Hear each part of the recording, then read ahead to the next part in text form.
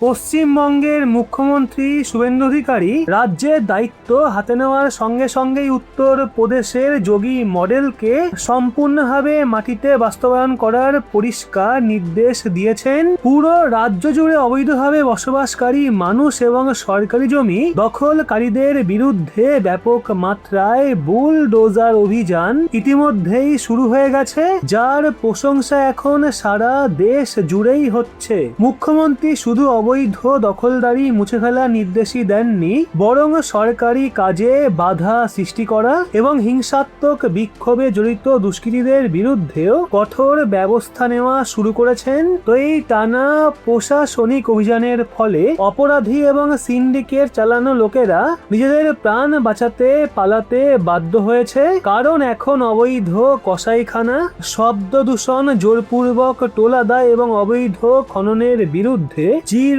Tolerance নীতি নেওয়া হয়েছে। পাশাপাশি সরকারি নির্দেশ অমান্য করা এবং বুলডোজার অভিযানের সময় পুলিশের ওপর হামলা চালানোদের বিরুদ্ধে এমন কড়া আইনি পদক্ষেপ শুরু হয়েছে যে পুরো প্রশাসনিক কাঠামো কেঁপে উঠেছে।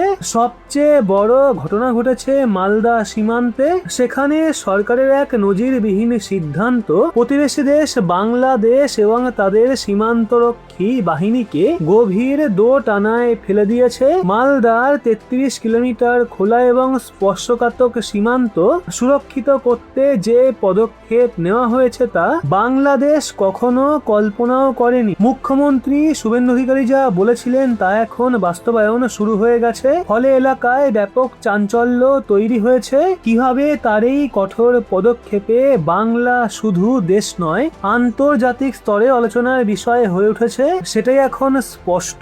অনুপ্রবেশ, চোরাচালান, অবৈধ দখল এবং গুন্ডামির ওপর সম্পূর্ণ লাগাম টানতে শুভেন্দু সরকারের এই পদক্ষেপ বাংলার চেহারাই বদলে দিচ্ছে। তো এই প্রশাসনিক পরিবর্তনের গভীরতা বুঝতে হলে প্রথমে সেই মূল নীতিটা বুঝতে হবে যা মুখ্যমন্ত্রী চালু করেছেন। তিনি পুলিশ এবং প্রশাসনকে পরিষ্কার ভাষায় বলেছেন, আগে রাজ্যে শাসকদের আইন চলতো, কিন্তু এখন চলবে শুধু আইনের শাসন। তো এই একটা বাক্যই বাংলার পুরো পুলিশ ব্যবস্থাকে বদলে দিয়েছে। গত কয়েক বছর অভিযোগ উঠেছিল যে বাংলার পুলিশ প্রশাসন ভয় এবং রাজনৈতিক চাপের মধ্যে কাজ করছিল, ফলে শৃঙ্খলা এবং মনোবল ভেঙে পড়েছিল। এমনকি অনেক ক্ষেত্রে নেতাদের ব্যক্তিগত সহকারীরাই থানার অফিসারদের নির্দেশ দিতেন। তেমন দুর্বল ব্যবস্থাকে ভেঙে ফেলতে নতুন মুখ্যমন্ত্রী পুলিশকে সম্পূর্ণ স্বাধীনতা দিয়েছেন এবং পরিষ্কার জানিয়েছেন কোনো অপরাধী রাজনৈতিক আশ্রয় পাবে না।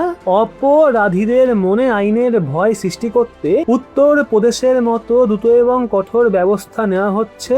তো এর সরাসরি প্রভাব পড়েছে কয়লা এবং বালি মাফিয়াদের ওপর, যারা এতদিন সরকারি কোষাগার লুটছিল তারা এখন ব্যবসা বন্ধ করে পালাচ্ছে। একই সঙ্গে রাস্তার অবৈধ টোলাদায় এবং চাঁদাবাজির বিরুদ্ধেও কড়া ব্যবস্থা নেওয়া হয়েছে, যার ফলে সাধারণ মানুষ স্বস্তি পেয়েছে। প্রশাসন জানিয়েছে শান্তি বজায় রাখতে জনগণের সঙ্গে সংলাপ হবে, কিন্তু কেউ আইন নিজের হাতে নিলে তাকে ছাড়া হবে না। তেমন নতুন প্রশাসনিক অবস্থানের প্রথম বড় পরীক্ষা হয় আসানসোলে। লাউডস্পিকার নিয়ে বিতর্ক হঠাৎই বড় সংঘর্ষে পরিণত হয়। সুপ্রিম কোর্ট এবং দূষণ নিয়ন্ত্রণ বোর্ডের নিয়ম অনুযায়ী শব্দ সীমা নিয়ন্ত্রণের নির্দেশ ছিল।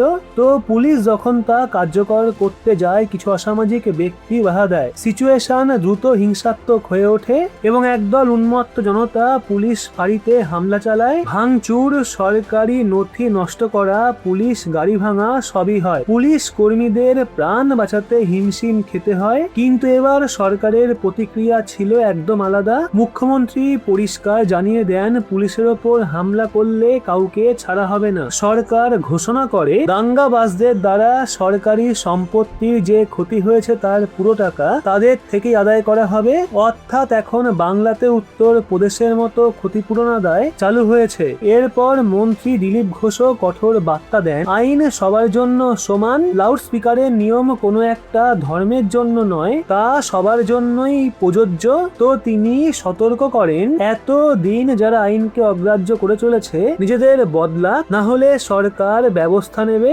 একই সঙ্গে তিনি সংখ্যা গরিষ্ঠদেরও আহ্বান জানান ধর্মীয় অনুষ্ঠানে অতিরিক্ত শব্দ এবং বিশৃঙ্খলা যেন না হয়, সবকিছু শান্তি এবং শৃঙ্খলার সঙ্গে হওয়া উচিত। তো সরকারের এই অবস্থান পরিষ্কার করে কোনো তোষণ নয়, চলবে শুধু আইনের শাসন। কিন্তু এই কঠোর নীতির সবচেয়ে হিংসাত্মক বিরোধ দেখা যায় কলকাতার পার্ক সার্কাস এবং তিল জলা এলাকায়। অবৈধ বহুতল ভাঙতে গেলে শুরু হয় বিক্ষোভ, সোশ্যাল মিডিয়াতে উস্কানিমূলক পোস্ট ছড়িয়ে মানুষকে রাস্তায় নামানো হয়, হাজার হাজার লোক জড়ো হয় এবং সিচুয়েশন হিংসাত্মক হয়ে ওঠে। পুলিশ এবং নিরাপত্তা বাহিনীর ওপর পাথর, বোতল, ইট ছোড়া হয়, 10 জন নিরাপত্তা কর্মী আহত হন, 3 জনের অবস্থা গুরুতর। তো পুলিশ দ্রুত অভিযান চালিয়ে 21 জনকে গ্রেপ্তার করে এবং আরো সন্দেহ ভাজনদের জিজ্ঞাসাবাদ শুরু করে। পুলিশ জানায় এটা পরিকল্পিত ষড়যন্ত্র। এই ঘটনার পর পরিষ্কার বার্তা দেওয়া হয়েছে,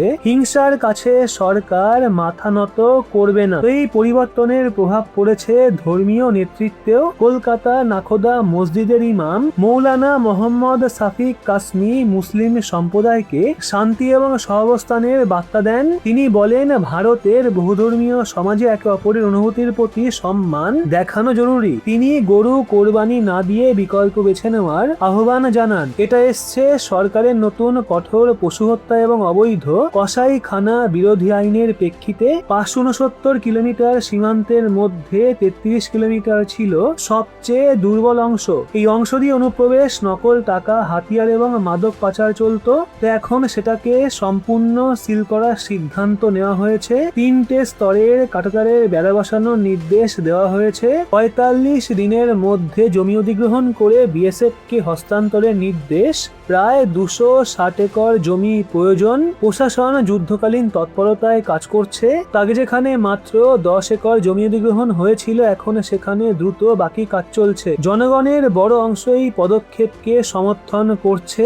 তাদের মতে 2026 সাল নতুন প্রশাসনিক দৃঢ়তার প্রতীক। তো মালদা সীমান্ত সিল করা, দাঙ্গাবাজদের থেকে ক্ষতিপূরণ আদায়, আইনের শাসন প্রতিষ্ঠা, সব মিলিয়ে একটা নতুন বাংলার সূচনা হয়েছে। এখন দেখার বিষয় এই মডেল পুরো দেশে উদাহরণ হতে পারে কিনা। তা আপনার কি মত? এই যোগী মডেল কি সত্যি বাংলাকে নিরাপদ এবং উন্নত করতে পারবে? অবশ্যই একজন বাঙালি হিসাবে কমেন্ট করুন এবং এরকমই লেটেস্ট ইনফরমেটিভ ভিডিও পেতে সাবস্ক্রাইব করে চোখ রাখুন রহস্য বাংলার পর্দায়।